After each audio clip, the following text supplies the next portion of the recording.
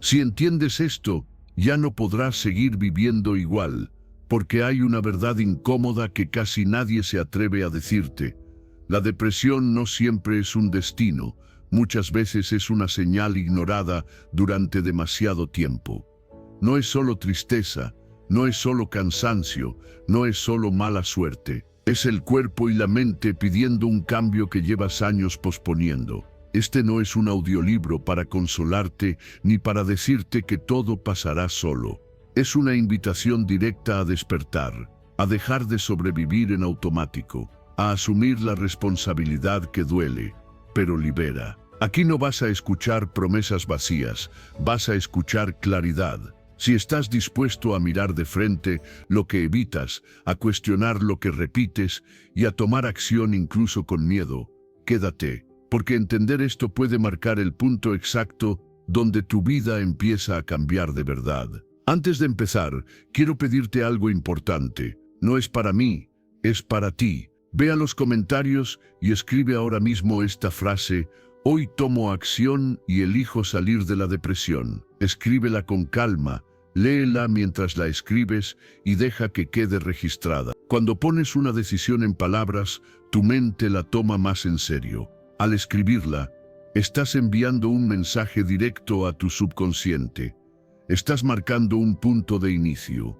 No es solo un comentario, es un compromiso contigo mismo.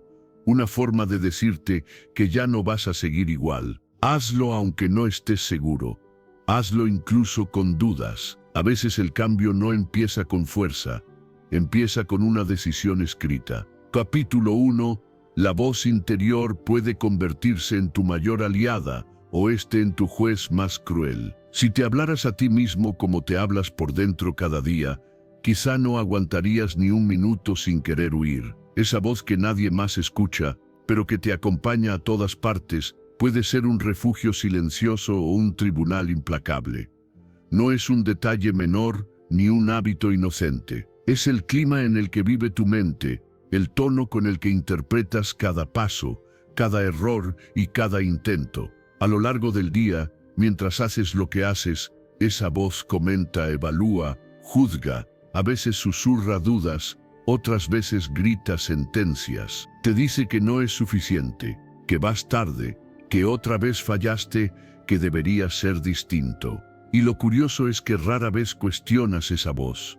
La tomas como verdad. Pero ¿desde cuándo todo lo que piensas merece ser creído? ¿Desde cuándo esa narración interna tiene autoridad absoluta sobre tu valor? El cuerpo no distingue entre una amenaza real y una amenaza imaginada. Cuando tu diálogo interno se vuelve duro, acusador o catastrófico, el organismo reacciona como si estuviera en peligro. El pulso cambia, la respiración se acorta, la energía se drena. No es falta de carácter, es fisiología. Robert Sapolsky explicó con claridad en su obra sobre el estrés publicada en el año 2004 cómo la activación constante de pensamientos amenazantes mantiene al sistema nervioso en alerta prolongada, debilitando la salud física y emocional. En otras palabras, lo que te dices por dentro deja huella en tu cuerpo. Muchos viven atrapados en una conversación interna que nunca eligieron conscientemente. Se acostumbraron a exigirse sin descanso, a corregirse con dureza, a motivarse a base de miedo. Y luego se preguntan por qué están cansados, por qué todo pesa más de la cuenta, por qué la disciplina se vuelve una lucha constante. ¿Cómo sostener el esfuerzo cuando la voz interna no acompaña, sino que castiga? Hay una diferencia profunda entre una voz firme y una voz cruel. La primera orienta, ordena, señala con claridad lo que puede mejorar. La segunda humilla, exagera, reduce toda la identidad a un error puntual. Una te fortalece, la otra te encoge por dentro. Y aunque ambas suenan parecidas, se sienten muy distintas. ¿Has notado cómo cambia tu postura, tu respiración, incluso tu mirada, según la manera en que te hablas? Aquí aparece una responsabilidad incómoda, pero liberadora. Nadie más puede escuchar esa voz por ti. Nadie más puede corregirla desde fuera. Es un trabajo íntimo, silencioso, diario. Implica empezar a detectar frases automáticas que aparecen sin pedir permiso. Implica detenerte y preguntarte si le dirías eso mismo a alguien que amas. Y sobre todo, implica aprender a reemplazar el juicio por una observación más honesta y neutral. No se trata de repetir frases vacías ni de fingir optimismo. Se trata de cambiar el tono de la conversación interna, de pasar del ataque a la orientación, de hablarte como alguien que quiere que avances, no como un enemigo que espera que caigas. Cuando cometes un error, puedes decirte que eres un fracaso, o puedes decirte que algo no salió y que hay margen para ajustar. El hecho es el mismo. La interpretación cambia todo. Desde mi propia experiencia, he visto cómo una pequeña modificación en el diálogo interno transforma la manera de enfrentar el día. No desaparecen los problemas, pero dejan de aplastarte. No te vuelves perfecto, pero te vuelves más estable. Empiezas a confiar más en tu capacidad de aprender que en tu miedo a fallar. Y esa confianza tranquila es una forma profunda de disciplina. La voz interior, cuando se vuelve aliada, no te miente, pero tampoco te destruye. Te dice la verdad sin violencia. Te recuerda lo que depende de ti y suelta lo que no. Te sostiene cuando dudas y te corrige cuando te desvías, sin necesidad de humillarte. ¿Qué cambiaría en tu vida si esa voz dejara de atacarte y empezara a acompañarte? No necesitas silenciar tu mente ni eliminar pensamientos negativos para siempre. Eso no es realista. Lo que sí necesitas es una relación distinta con esa voz. Menos guerra, más dirección, menos castigo, más claridad. Porque al final, no es el mundo exterior el que más te exige, es la forma en que te hablas mientras intentas vivir en él. Y cuando esa voz aprende a sostenerte, la ansiedad disminuye, la mente se ordena y la relación contigo mismo empieza, por fin, a sanar. Capítulo 2. La mayoría de tus miedos nunca ocurren, pero tu cuerpo los sufre como reales. Gran parte de tu cansancio no viene de lo que has vivido, sino de todo lo que temes vivir y nunca sucede. Pasas los días agotado no por los golpes reales, sino por las batallas imaginarias que tu mente ensaya una y otra vez. El cuerpo paga el precio completo por amenazas que solo existen en forma de pensamiento y lo hace sin cuestionarlas, como si ya estuvieran ocurriendo. La mente humana tiene una habilidad poderosa y peligrosa a la vez: anticipar. Gracias a ella podemos planificar, protegernos y tomar decisiones. Pero cuando esa capacidad se descontrola, se convierte en una fábrica constante de escenarios negativos. Te imaginas conversaciones que aún no ocurren, fracasos que todavía no existen, rechazos que nadie ha pronunciado. Y mientras eso sucede, el cuerpo no se queda al margen, reacciona, se tensa, se prepara para huir o luchar, respira como si hubiera peligro, libera hormonas como si el daño fuera inminente. Aquí aparece una verdad incómoda: la mayoría de esas escenas nunca llegan. Estudios sobre la preocupación crónica, como los realizados por Thomas Borkovec a finales de los años 90, mostraron que más del 90% de los eventos que las personas temen de forma recurrente jamás se materializan. Y aún así, el desgaste ya ocurrió, el insomnio ya pasó, la tensión muscular ya se instaló, la ansiedad ya cobró su peaje. ¿No resulta absurdo sufrir con tanta intensidad por algo que en la mayoría de los casos no llegará? Vivir en estado de anticipación constante es vivir en alerta permanente. Es como mantener el motor encendido todo el día sin avanzar. Al principio quizá no lo notes, pero con el tiempo aparece el cansancio profundo, la irritabilidad, la sensación de estar siempre al límite. El problema no es que te preocupes de vez en cuando, es que conviertas la preocupación en tu forma habitual de habitar el presente. Muchas personas confunden preocuparse con ser responsables. Creen que si dejan de anticipar lo peor, algo malo ocurrirá por su culpa, como si el miedo fuera una especie de amuleto protector. Pero ¿desde cuándo el sufrimiento previo ha evitado una desgracia real? ¿Cuántas veces anticipaste lo peor Y aún así, cuando el problema llegó, tuviste que enfrentarlo igual. Y cuando no llegó, ¿qué ganaste además de desgaste? Hay una diferencia profunda entre prepararse y torturarse.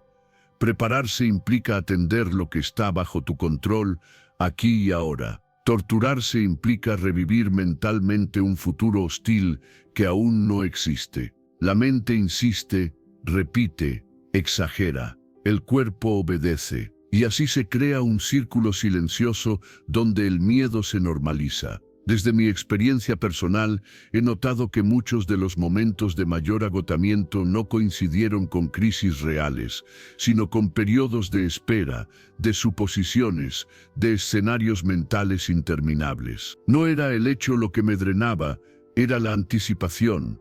Cuando aprendí a observar eso con honestidad, entendí que estaba pagando una deuda emocional por adelantado, sin saber siquiera si la factura llegaría. Una práctica sencilla, pero reveladora, es escribir aquello que hoy te preocupa y volver a leerlo semanas después. La mayoría de las veces, lo que parecía enorme se disolvió solo, cambió de forma o nunca ocurrió. Ese ejercicio no es para ridiculizarte, sino para despertar conciencia. Para que veas, con evidencia personal, cuánto poder tiene tu mente para fabricar amenazas. Entrenar la atención en el presente no significa ignorar la realidad, sino habitar el único espacio donde realmente puedes actuar. El ahora. Aquí no existe el escenario catastrófico completo, solo pequeños pasos posibles. Aquí puedes respirar, decidir, responder.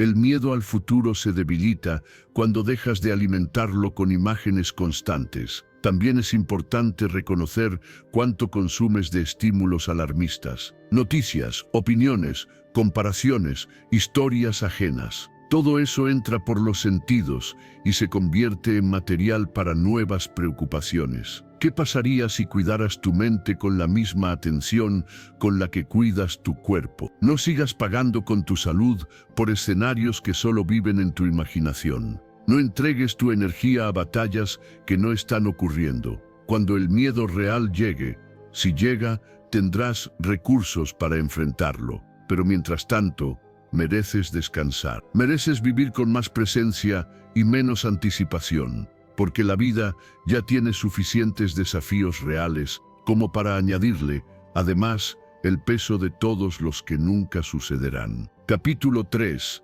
Vivir en alerta constante intoxica tu cuerpo y tu ánimo. No estás agotado por lo que haces cada día, estás agotado por el estado interno desde el que lo haces. Hay personas que viven con el cuerpo en tensión incluso cuando están sentadas, con la mente acelerada incluso cuando no hay urgencia, con el corazón preparado para un impacto que no llega. Ese estado constante de alerta se vuelve tan habitual que deja de percibirse como problema, pero por dentro va desgastando lentamente todo lo que toca. El cuerpo humano fue diseñado para responder al peligro de forma puntual, no para habitarlo de manera permanente. El estrés, en su justa medida, es un aliado. Te activa, te enfoca, te protege. El problema aparece cuando esa activación no se apaga, cuando la mente repite pensamientos una y otra vez, cuando los conflictos no resueltos se rumian en silencio, cuando el miedo se convierte en el telón de fondo de la vida diaria. Entonces, el sistema nunca descansa, y lo que era un mecanismo de supervivencia se transforma en un veneno silencioso. El cortisol, esa hormona tan mencionada, no es el enemigo, es necesaria. Pero cuando permanece elevada durante semanas, meses o años, comienza a alterar el equilibrio interno. Investigaciones sobre el estrés crónico, como las desarrolladas por Bruce McEwen en el año 2007, mostraron cómo este estado sostenido afecta al cerebro, al sistema inmunológico y al estado de ánimo.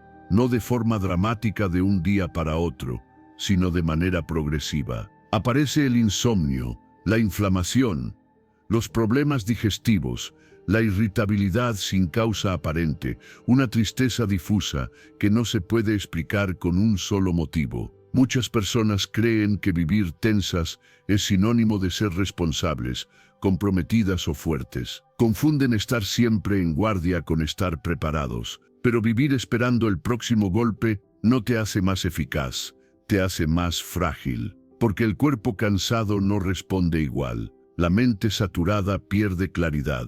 El ánimo erosionado deja de disfrutar incluso lo que antes le daba sentido. Hay un tipo de cansancio que no se soluciona durmiendo más horas. Es el cansancio de quien nunca se permite bajar la guardia, de quien se exige sin tregua, se critica con dureza y se presiona incluso en los momentos de descanso. ¿Cuántas veces has intentado relajarte sin lograrlo? ¿Cuántas veces tu cuerpo estaba quieto, pero tu mente seguía en guerra? Desde mi propia experiencia, entendí tarde que gran parte de mi agotamiento no provenía del trabajo o de las responsabilidades reales, sino de una autoexigencia constante que no sabía apagar. Vivía como si siempre estuviera atrasado, como si algo estuviera a punto de fallar. Cuando empecé a observar ese estado con honestidad, comprendí que no estaba viviendo, estaba resistiendo. Y resistir todo el tiempo no es fortaleza, es desgaste. Identificar qué activa tu estado de alerta es un acto de responsabilidad personal. A veces es una conversación pendiente, a veces es una expectativa irreal, a veces es el miedo a decepcionar, otras veces es simplemente el hábito de estar tenso. El cuerpo aprende, se acostumbra y luego necesita reaprender a relajarse. Las pausas conscientes no son un lujo ni una moda, son una necesidad fisiológica. Respirar de forma lenta y profunda envía una señal clara al sistema nervioso. Ahora no hay peligro. Descansar de verdad no es distraerse con más estímulos, es permitir que el cuerpo baje revoluciones. No todo descanso implica silencio absoluto, pero sí implica ausencia de amenaza interna. Reducir la autoexigencia extrema no significa abandonar tus objetivos, significa cambiar el tono desde el que los persigues. Puedes avanzar con firmeza sin vivir en tensión. Puedes ser disciplinado sin maltratarte. Puedes cuidarte sin perder ambición. La calma no te debilita, te vuelve más preciso. Dormir mejor, pensar con más claridad y recuperar el ánimo no son consecuencias de una vida perfecta, sino de un sistema nervioso que se siente a salvo la mayor parte del tiempo. Y esa sensación de seguridad no siempre depende de lo externo, sino de la relación que mantienes contigo mismo. No todo en la vida es una amenaza, no todo requiere lucha. Aprender a bajar la guardia es un acto de inteligencia emocional. Es entender que puedes estar atento sin estar tenso, fuerte sin estar rígido, presente sin estar en guerra. Cuando el cuerpo deja de vivir en alerta constante, la energía regresa, el ánimo se estabiliza y la vida recupera un ritmo más humano. Y desde ahí, curiosamente, todo empieza a funcionar mejor. Capítulo 4. La tristeza no siempre es debilidad.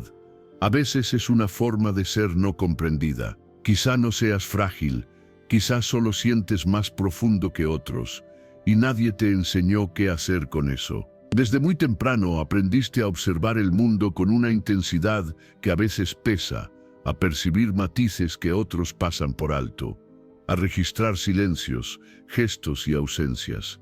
Y en lugar de recibir comprensión, recibiste un mensaje sutil pero constante: sentir demasiado es un problema. Durante años se nos enseñó que la fortaleza consistía en aguantar, en no mostrar, en seguir adelante sin mirar atrás. Llorar era debilidad, hablar de lo que dolía era exagerar, detenerse a sentir era perder el tiempo. Así, muchas personas aprendieron a juzgarse por su propia vida emocional. No por lo que hacían, sino por lo que sentían. Y esa condena interna fue creciendo en silencio, como una tristeza que no encontraba lugar donde apoyarse. La tristeza, cuando no es comprendida, se vuelve vergüenza. Y la vergüenza, cuando no se nombra, se convierte en autoataque. Empiezas a decirte que hay algo mal contigo, que eres demasiado sensible, demasiado intenso, demasiado blando para un mundo duro.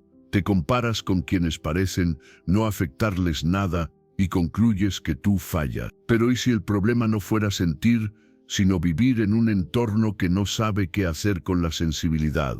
La ciencia ha mostrado que la autocrítica constante y la vergüenza interiorizada son factores importantes en estados depresivos. Paul Gilbert, en sus investigaciones publicadas alrededor del año 2010, explicó cómo las personas con altos niveles de autoataque interno desarrollan más sufrimiento emocional, no porque sean débiles, sino porque su sistema emocional vive en conflicto consigo mismo. No es la emoción lo que daña, es la guerra contra ella. Hay personas con una sensibilidad emocional más afinada. No es un defecto, es un rasgo. Perciben más, sienten más, procesan más. El problema surge cuando ese rasgo se vive como una falla personal, cuando en lugar de usarlo como información, se convierte en motivo de culpa. Entonces la tristeza deja de ser una señal y se vuelve identidad.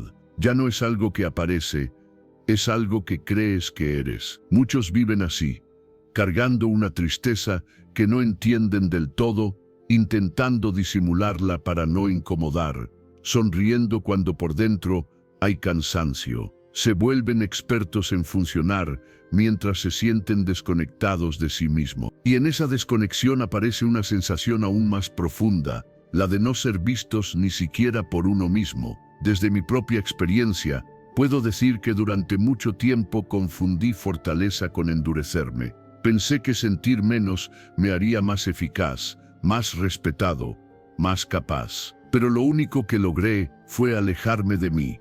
Cuando empecé a permitirme sentir sin juzgarme, no me volví más débil, me volví más claro. Entendí que la tristeza no era el enemigo, era un mensaje que llevaba tiempo esperando ser escuchado. Validar tu sensibilidad no significa quedarte atrapado en la emoción. Significa reconocerla como una señal legítima, como una información sobre ti, sobre tus límites, sobre lo que importa. Sentir tristeza puede indicar pérdida, cansancio, necesidad de cambio o falta de sentido. Ignorarla no la elimina, solo la empuja hacia adentro, donde suele hacerse más pesada. Aprender a expresar lo que sientes sin justificarte es un acto de madurez emocional. No necesitas convencer a nadie de que tu emoción es válida. Lo es por el simple hecho de existir. Y rodearte de entornos emocionalmente seguros no es debilidad, es inteligencia. Todos necesitamos espacios donde no tengamos que defender lo que sentimos. La autoestima emocional no nace de no sentir, sino de dejar de atacarte por sentir. Nace cuando te hablas con respeto incluso en tus momentos bajos. Cuando entiendes que tu sensibilidad no te incapacita, te humaniza, que tu tristeza no te define, te informa. Sentir no te hace débil. Negarte a sentir es lo que termina rompiéndote por dentro, poco a poco, sin ruido. Cuando dejas de pelear con tu mundo interno, algo se ordena. La tristeza encuentra lugar. La vergüenza pierde fuerza y tú empiezas a reconciliarte contigo mismo. No porque todo esté bien, sino porque por fin te permites estar contigo tal como eres. Y desde ahí, curiosamente, comienza una forma más honesta y estable de fortaleza. Capítulo 5. La mente crea reacciones físicas incluso sin que pase nada afuera. Tu cuerpo no espera a que algo ocurra para reaccionar. Le basta con que lo imagines con suficiente intensidad. Una escena que solo existe en tu mente puede acelerar tu pulso, tensar tus músculos, alterar tu respiración y cambiar tu estado de ánimo en segundos. No porque seas débil, sino porque tu organismo está diseñado para obedecer a las señales internas con la misma seriedad que a los hechos externos. La mente recuerda, anticipa e imagina con una fuerza sorprendente. Revive conversaciones pasadas como si estuvieran sucediendo ahora mismo. Ensaya posibles fracasos futuros con lujo de detalles. Construye escenas completas donde todo sale mal, donde eres rechazado, donde pierdes algo importante. Y mientras eso ocurre, el cuerpo responde, libera sustancias, activa circuitos, se prepara para un impacto que no llega. Para el sistema nervioso, lo imaginado con carga emocional es tan real como lo vivido. Esto no es una metáfora. Investigaciones sobre visualización mental, como las realizadas por Stephen Kosslyn y su equipo a comienzos del siglo 2001, mostraron que al imaginar una experiencia se activan regiones cerebrales muy similares a las que se encienden cuando esa experiencia ocurre en la realidad. El cerebro no distingue con claridad entre ver y recordar, entre anticipar y vivir. Por eso, una sola imagen mental puede afectar tu digestión, tu energía o tu estado emocional durante horas. Aquí aparece un conflicto silencioso que muchos no comprenden. Dicen, no me pasa nada, pero el cuerpo está agotado. No hay una amenaza concreta, pero hay tensión constante. No ocurrió ningún evento grave, pero hay ansiedad, cansancio, malestar difuso. La causa no siempre está afuera. A menudo está en la repetición interna, en la rumiación que gira sin descanso, en la costumbre de usar el pensamiento como castigo. Pensar no es el problema. Pensar sin pausa, sin dirección y sin conciencia sí lo es. La mente puede ser una herramienta precisa o un juez incansable. Puede ayudarte a resolver o condenarte a revivir lo mismo una y otra vez. ¿Cuántas veces has notado que tu cuerpo reacciona antes de que puedas detener un pensamiento? ¿Cuántas veces una simple idea arruina tu calma sin que nada haya cambiado a tu alrededor? La rumiación mental es una forma de autoexposición constante al malestar. Te expones una y otra vez a escenas internas que activan estrés, tristeza o miedo. Y aunque sabes que son solo pensamientos, el cuerpo no lo interpreta así. Se cansa, se inflama, se debilita, no por lo que sucede, sino por lo que imaginas que podría suceder. Desde mi propia experiencia, comprendí esto cuando empecé a observar mis reacciones físicas en momentos aparentemente tranquilos. No había conflicto, no había urgencia, pero mi cuerpo estaba tenso. Al mirar con honestidad, descubrí que estaba viviendo en conversaciones internas interminables, repasando lo que dije, lo que no dije, lo que podría pasar. Era yo mismo activando mi sistema de alarma sin darme cuenta. No era la vida la que me atacaba, era mi mente la que no descansaba. La buena noticia es que el mismo mecanismo que te desgasta puede ayudarte a recuperar estabilidad. Si imaginar escenarios amenazantes activa estrés, imaginar escenarios de calma también puede activar respuestas de regulación. No como fantasía ingenua, sino como entrenamiento interno. Visualizar descanso, seguridad o resolución envía señales distintas al cuerpo. El organismo aprende a responder a esas imágenes también. Reducir la rumiación no implica eliminar pensamientos, sino dejar de seguirlos como si todos fueran importantes. No todo lo que aparece en tu mente merece atención.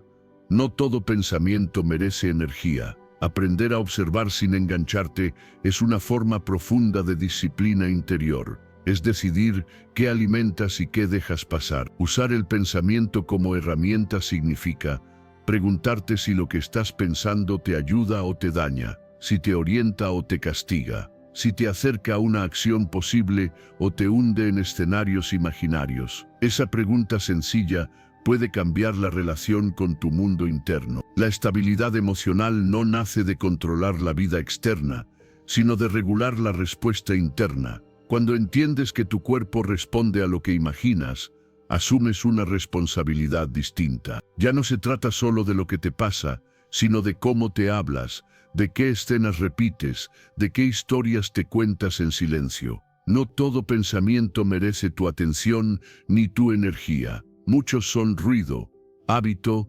reflejo. Cuando aprendes a elegir con más cuidado qué imágenes sostienes en tu mente, el cuerpo lo agradece, la tensión baja, la claridad vuelve, la energía se recupera. Y entonces descubres algo esencial. No siempre necesitas que la vida cambie para sentirte mejor. A veces basta con dejar de atacarte desde dentro. Capítulo 6. El intestino también siente lo que callas. Tu cuerpo habla incluso cuando tú has aprendido a callar. y muchas veces lo hace a través del intestino. Dolores que aparecen sin explicación clara, digestiones pesadas, inflamación constante, un nudo que no se va. No siempre es la comida. A veces es la emoción que no encontró salida, la tensión que se acumuló sin permiso, la palabra que nunca fue dicha y terminó buscando otro camino. Durante mucho tiempo se creyó que la mente y el cuerpo funcionaban como compartimentos separados. Hoy sabemos que no es así. El sistema digestivo no es solo un tubo que procesa alimentos, es un centro sensible, vivo, profundamente conectado con lo que sientes. Cuando vives bajo presión, cuando reprimes emociones, cuando sostienes conflictos internos sin resolver, el intestino lo registra, no como una idea, sino como una reacción física real. El estrés no solo acelera el corazón o tensa los músculos, también altera la forma en que digieres, absorbes y metabolizas. Cambia el equilibrio de la microbiota. Afecta la producción de neurotransmisores relacionados con el bienestar y modifica la comunicación entre el intestino y el cerebro. Investigaciones como las de Emerald Mayer, publicadas alrededor del año 2016, mostraron con claridad cómo el eje intestino-cerebro responde de manera directa al estado emocional. Lo que piensas y sientes influye en cómo tu cuerpo procesa la vida, literalmente. Por eso hay personas que comen bien y aún así se sienten mal. No es falta de disciplina ni de fuerza de voluntad. Es un sistema nervioso que no descansa, un organismo que vive en alerta, una digestión que intenta adaptarse a una tensión constante. El intestino es especialmente sensible a lo que no se expresa. Guarda memoria, reacciona, se inflama cuando algo no fluye. Muchos crecieron aprendiendo a tragar emociones, a no incomodar, a no decir lo que duele, a seguir adelante sin espacio para procesar. Esa estrategia puede funcionar por un tiempo, pero el cuerpo siempre cobra la factura y suele hacerlo en silencio, poco a poco, hasta que el malestar se vuelve cotidiano y normalizado. ¿Cuántas veces has dicho es normal a algo que claramente no lo es? Hay una relación íntima entre lo que comes, cómo comes y desde dónde comes. No solo importa el alimento, sino el estado interno en el que lo ingieres. Comer apurado, tenso, distraído o preocupado envía una señal clara al cuerpo: no hay seguridad. Y cuando el organismo no se siente a salvo, la digestión se resiente, no por castigo, sino por protección.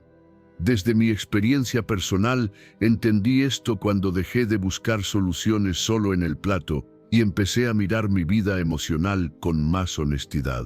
Había momentos en los que mi digestión empeoraba sin razón aparente, y al observar con calma, notaba que coincidían con periodos de silencio forzado, de estrés sostenido, de emociones no expresadas. No era casualidad, era coherencia corporal. Cuidar el intestino no es solo una cuestión nutricional, es una forma de escucharte. Reducir alimentos ultraprocesados ayuda, sí, porque disminuye la carga inflamatoria. Respetar horarios de comida ordena al sistema. Considerar probióticos adecuados puede ser un apoyo valioso, pero nada de eso funciona del todo si sigues viviendo en guerra contigo mismo. El cuerpo no se engaña con facilidad.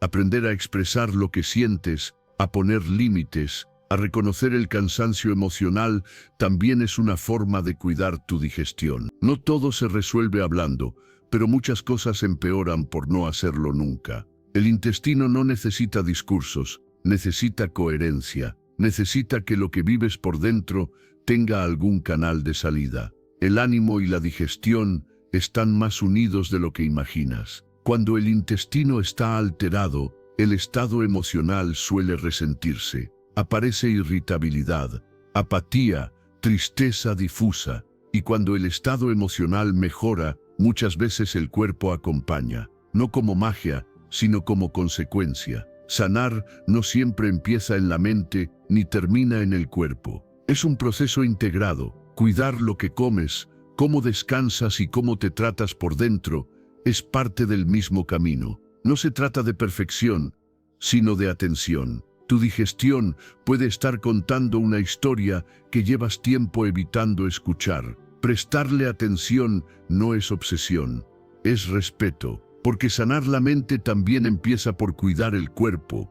Y cuidar el cuerpo implica, muchas veces, atreverte a sentir y expresar lo que durante años aprendiste a callar. Capítulo 7. No todo lo heredado es destino. Tu historia familiar influye, pero no decide tu futuro. Y aceptar esta verdad puede ser tan liberador como incómodo. Durante años, quizá escuchaste frases que parecían sentencias. En mi familia todos somos así. Eso lo heredé, no hay nada que hacer. Y sin darte cuenta, empezaste a vivir como si tu vida ya estuviera escrita, como si tu carácter, tus miedos o tus límites fueran una herencia inevitable. Pero ¿qué pasaría si esa idea fuera solo una parte incompleta de la verdad? Nacemos dentro de una historia que no elegimos, un clima emocional, unas costumbres, unas formas de reaccionar ante el conflicto, el dolor o el éxito. Observamos cómo se enfrentan los problemas, cómo se ama, cómo se calla. Eso deja huella, no porque sea un destino sellado, sino porque es el primer lenguaje que aprende nuestro sistema nervioso. El problema aparece cuando confundimos influencia con condena. ¿La genética existe? Claro que sí. Hay predisposiciones, sensibilidades, tendencias, pero predisposición no es sentencia. Estudios sobre la interacción entre genes y entorno, como los realizados por Avshalom Caspi y su equipo a comienzos de los años 2000, mostraron que ciertos rasgos genéticos solo se expresan de forma problemática cuando el entorno los activa. Dicho de otro modo, no es solo lo que heredas, es cómo vives, cómo interpretas y cómo respondes lo que termina moldeando el resultado. Muchas personas cargan con historias familiares difíciles y creen que repetirán el mismo camino. Ven patrones de adicción, de abandono emocional, de violencia silenciosa, de tristeza crónica y piensan que no hay alternativa. Pero esa creencia, más que la genética, es la que suele cerrar las puertas. Porque cuando crees que algo es inevitable, dejas de cuidarte, te resignas. Y la resignación pesa más que cualquier gen. Conocerte implica mirar tu historia sin juicio, pero con responsabilidad. Reconocer que vienes de un lugar concreto no significa quedarte ahí. Significa entender tus puntos vulnerables para protegerlos mejor. Si sabes que en tu familia hubo ansiedad, aprendes a regular el estrés. Si hubo silencios largos, aprendes a expresar. Si hubo dureza, aprendes a tratarte con más compasión, no como una negación del pasado, sino como una respuesta consciente. Desde mi propia experiencia, hubo un momento en que entendí que seguir culpando a mi historia era una forma elegante de no hacerme cargo.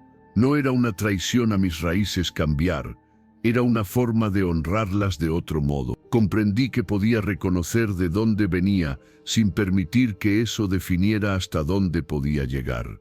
Esa toma de conciencia no fue cómoda, pero sí profundamente liberadora. El entorno que eliges hoy tiene un peso enorme. Las relaciones que cultivas, los hábitos que sostienes, la forma en que manejas el estrés, el descanso, la alimentación, el diálogo interno, todo eso dialoga constantemente con tu biología. El cuerpo escucha, aprende, se adapta, no de un día para otro, pero sí con constancia. Identificar patrones familiares no es para juzgarte, es para entenderte, para dejar de pelear con algo que no elegiste y empezar a decidir qué haces con eso. Hay comportamientos que se repiten porque nunca fueron cuestionados. Cuando los miras de frente, pierden parte de su poder.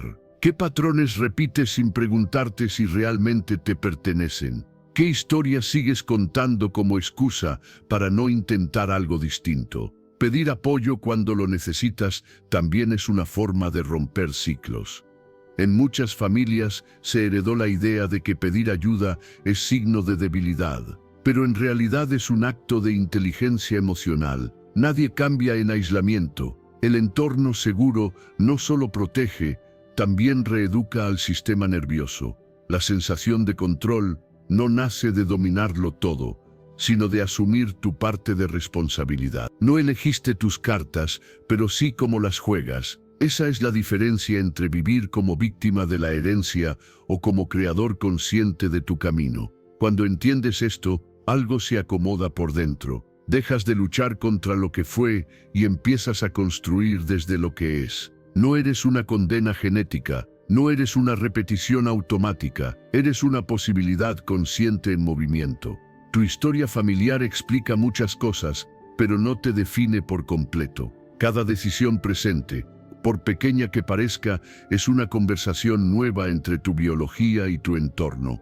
Y en esa conversación, tú tienes voz. Cuando la usas con claridad y responsabilidad, el futuro deja de ser una copia del pasado y se convierte por fin en un espacio abierto. Capítulo 8. La conexión humana reduce el estrés. Más que cualquier técnica, un abrazo sincero puede calmar lo que 1000 consejos no logran.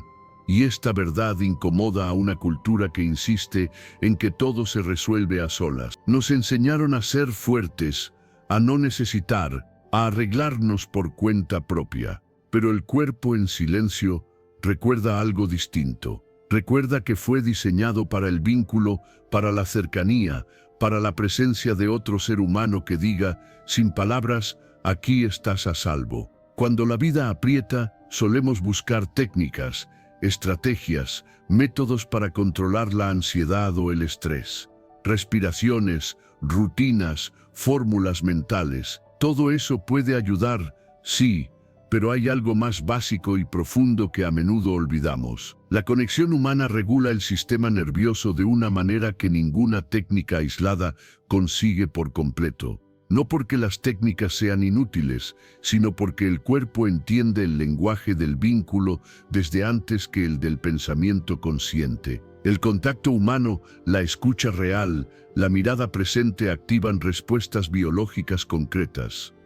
La oxitocina, una hormona asociada a la confianza y la calma, se libera cuando sentimos cercanía, apoyo y afecto genuino. Estudios como los realizados por Marcus Heinrich y su equipo en el año 2003 mostraron cómo la oxitocina reduce los niveles de cortisol, la hormona del estrés. No se trata de una idea romántica, es fisiología. El cuerpo se tranquiliza cuando se siente acompañado. La ausencia de conexión, en cambio, empobrece el ánimo de forma silenciosa. No siempre duele de inmediato, pero va generando una sensación de aislamiento interno. Puedes estar rodeado de gente y aún así sentirte solo si no hay contacto emocional real. Y esa soledad, sostenida en el tiempo, eleva el estrés, debilita la energía y distorsiona la forma en que interpretas la vida. Empiezas a sentir que todo pesa más de lo que debería. Muchos aprendieron a no compartir lo que sienten, a no cargar a otros con sus problemas, a callar para no molestar. Esa estrategia puede parecer madura, pero tiene un costo. El cuerpo no fue hecho para procesar todo en aislamiento. Necesita espejos emocionales. Necesita ser visto. ¿Cuántas veces te has sentido mejor solo por hablar con alguien que realmente te escuchó, aunque no tuviera ninguna solución que darte? La conexión humana no es dependencia, es regulación. No te quita fuerza, te devuelve equilibrio. Cuando compartes una emoción y no eres juzgado, el sistema nervioso se relaja. Cuando alguien te acompaña sin intentar arreglarte, algo se ordena por dentro. No porque el problema desaparezca, sino porque deja de ser una amenaza solitaria. Desde mi propia experiencia, hubo momentos en los que intenté resolverlo todo con disciplina y autocontrol.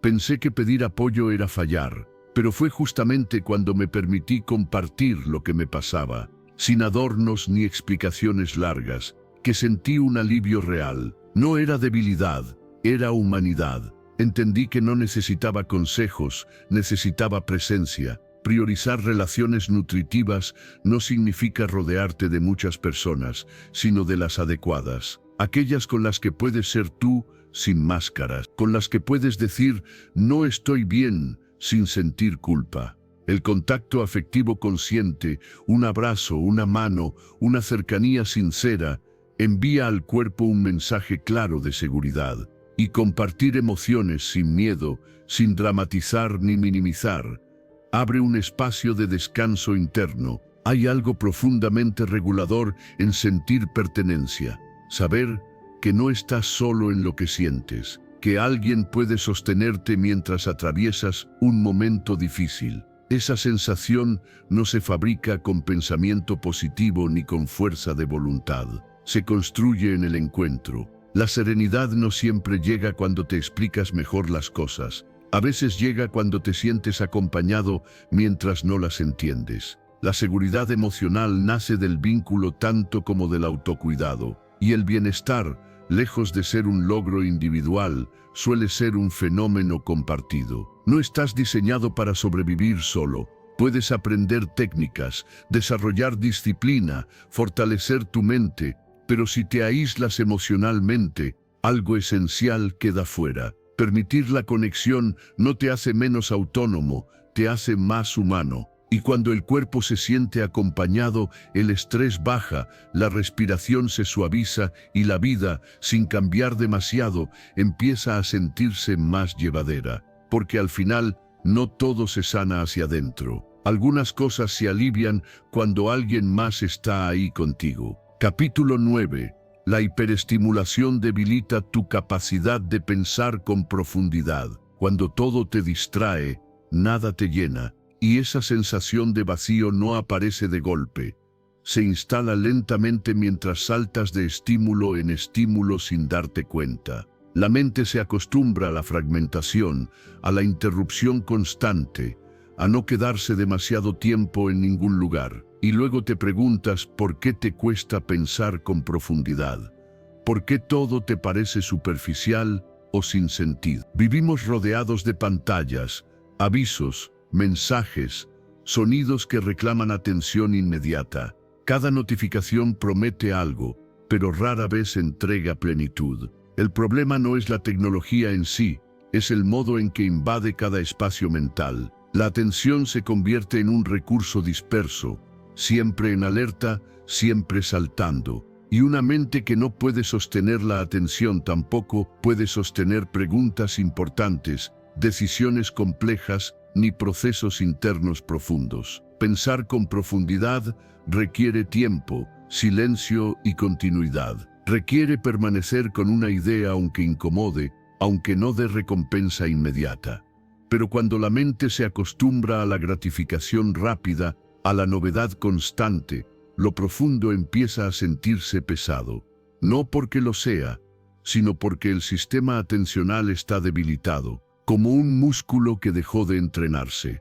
Nicholas Carr explicó con claridad, en su obra publicada en el año 2010, cómo el uso intensivo de tecnologías fragmenta la atención y modifica los circuitos neuronales asociados a la concentración. No se trata solo de distracción, sino de una transformación en la forma de procesar la información. La mente se vuelve experta en escanear, en saltar, en reaccionar, pero pierde habilidad para profundizar, reflexionar y conectar ideas de manera sostenida. El efecto no siempre es evidente. Muchas personas no se sienten distraídas, se sienten cansadas, agotadas mentalmente, apáticas, con una ansiedad difusa que no logran explicar. Les cuesta leer sin mirar el teléfono, conversar sin pensar en otra cosa, estar presente sin una pantalla de fondo. Y cuando intentan detenerse, aparece el aburrimiento,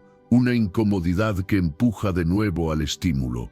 ¿Cuándo fue la última vez que estuviste realmente a solas con tus pensamientos sin sentir urgencia por escapar? La hiperestimulación no solo dispersa la atención, también debilita el sentido interno. Cuando todo viene de afuera, cuando cada vacío se llena con ruido, se pierde el contacto con lo que importa. Las decisiones se vuelven reactivas, no reflexivas. La identidad se construye por comparación, no por introspección. Y así, poco a poco, La vida se siente llena de cosas, pero vacía de significado. Desde mi propia experiencia, hubo un momento en que entendí que no estaba falto de motivación. Estaba saturado. No necesitaba más información. Necesitaba menos ruido. Cuando reduje la exposición constante a estímulos, al principio apareció incomodidad, silencio, una especie de inquietud. Pero después de ese umbral, algo distinto emergió: claridad, pensamientos más largos, preguntas más honestas, una sensación de volver a habitar mi propia mente. Reducir la multitarea es un acto de respeto hacia tu atención. Hacer una cosa a la vez no es lentitud, es profundidad.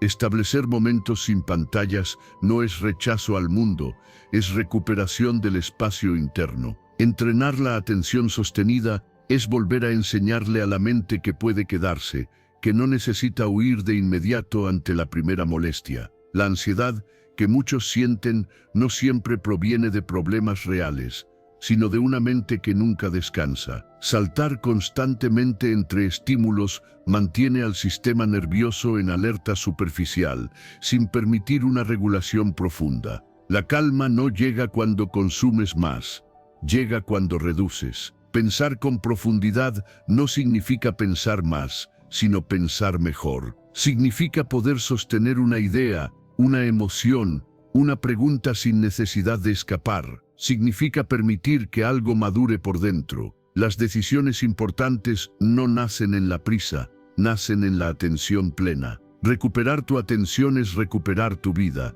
porque aquello a lo que prestas atención termina moldeando quién eres. Si tu atención está fragmentada, tu experiencia lo estará también. Pero si eliges cuidarla, protegerla, entrenarla, algo esencial se reordena. La mente se aquieta, el sentido reaparece y la vida, sin necesidad de grandes cambios externos, comienza a sentirse más profunda, más coherente, más tuya. Capítulo 10. Vivir obsesionado con el tiempo también enferma. No todo minuto debe ser productivo para ser valioso, y sin embargo, muchos viven como si el tiempo fuera un enemigo que hay que vencer.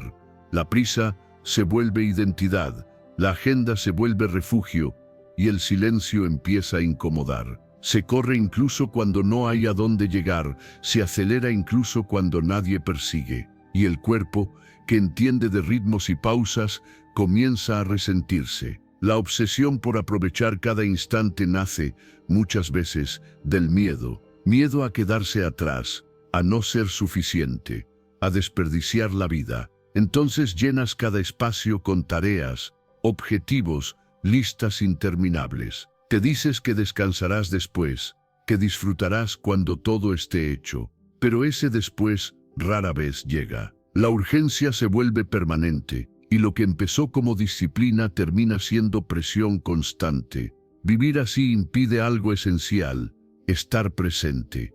Cuando la mente siempre está adelantada, planificando lo que sigue, no hay lugar para sentir lo que ocurre ahora. El café se toma sin saborearse. La conversación se escucha a medias, el descanso se vive con culpa. El cuerpo interpreta esta urgencia como una amenaza continua. Se activa, se tensa, se prepara. No distingue entre un peligro real y la sensación de ir siempre tarde. La prisa sostenida desgasta, no solo cansa, desconecta. Aparece una ansiedad que no se apaga ni siquiera en los momentos libres. Incluso al detenerte, algo por dentro sigue corriendo. Y entonces te preguntas por qué, teniendo tanto, sientes tan poco. ¿Cuándo fue la última vez que estuviste realmente tranquilo, sin sentir que perdías el tiempo? Pensadores y médicos ya lo advertían hace décadas. Gregorio Marañón hablaba de la relación entre la rapidez constante y la ansiedad, señalando cómo la vida vivida sin pausa altera el equilibrio interno. No se trata de demonizar la acción, sino de entender que el cuerpo necesita alternancia, ritmo y reposo, hacer y ser. Cuando esa alternancia desaparece, el organismo protesta. La productividad sin descanso no es virtud, es desgaste. El problema no es tener objetivos, es no permitirte existir fuera de ellos. Cuando todo se mide en resultados, el valor personal empieza a depender del rendimiento. Y eso es una carga pesada, porque incluso en los momentos de logro aparece la siguiente meta. Nunca es suficiente, nunca se llega. Desde mi propia experiencia, hubo un tiempo en que confundí intensidad con sentido. Llenaba mis días para no sentir el vacío, corría para no escuchar preguntas incómodas. Pensaba que detenerme era perder terreno, pero fue justamente al frenar cuando empecé a entenderme. Al principio apareció inquietud, una especie de culpa. Luego, algo más honesto, cansancio acumulado, deseos postergados, una necesidad profunda de estar sin hacer. Permitir pausas sin culpa es un acto de madurez. No todo descanso necesita justificarse. No todo momento debe servir para algo. Integrar espacios de disfrute sin objetivo devuelve humanidad a la vida. Caminar sin rumbo, conversar sin reloj, mirar sin analizar, son gestos simples, pero profundamente reguladores. Aprender a estar sin hacer es un entrenamiento. Al principio incomoda porque desnuda la costumbre de huir hacia la actividad, pero con el tiempo enseña algo esencial: tu valor no depende de tu velocidad. Puedes ser valioso incluso cuando no produces. Puedes ser digno incluso cuando descansas. La paz interna no llega cuando haces más, sino cuando haces espacio. El disfrute auténtico no se agenda, aparece cuando la mente deja de apurar al cuerpo. Muchas verdades importantes no llegan en la prisa, llegan en la pausa, en un silencio, en un instante sin intención. El tiempo no es un recurso que se agota si no lo exprimes, es un espacio que se habita. Cuando lo vives como enemigo, te enemistas contigo. Cuando lo respetas, te reconcilias con tu ritmo. No todo lo importante corre. Hay decisiones que maduran despacio, emociones que necesitan quietud, comprensiones que solo aparecen cuando te detienes. La vida no se te escapa por descansar un momento, se te escapa cuando pasas de largo sin sentirla. Y quizá hoy no necesites hacer más, sino permitirte estar, respirar, mirar, escuchar,